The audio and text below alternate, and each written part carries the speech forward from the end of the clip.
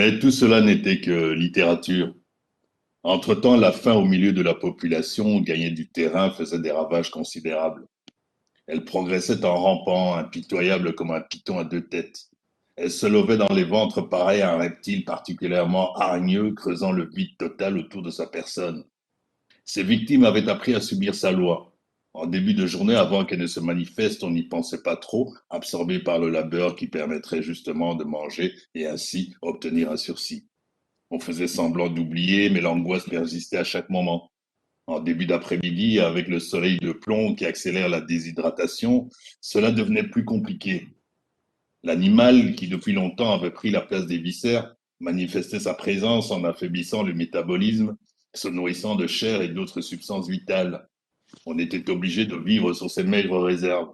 L'effort faisait trembler les membres, rendait les mains moites et froides. Le cœur avait tendance à s'emballer. Pour calmer la bête, on lui faisait alors une offrande d'eau froide pour qu'elle se sente glorifiée. Cela ne durait pas, car juste après, elle jouait sur le cerveau et d'autres organes de la volonté et du sens combatif.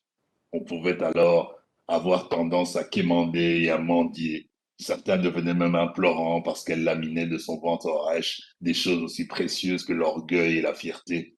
Elle était omniprésente et omnipotente. On ne conjuguait plus le verbe avoir faim.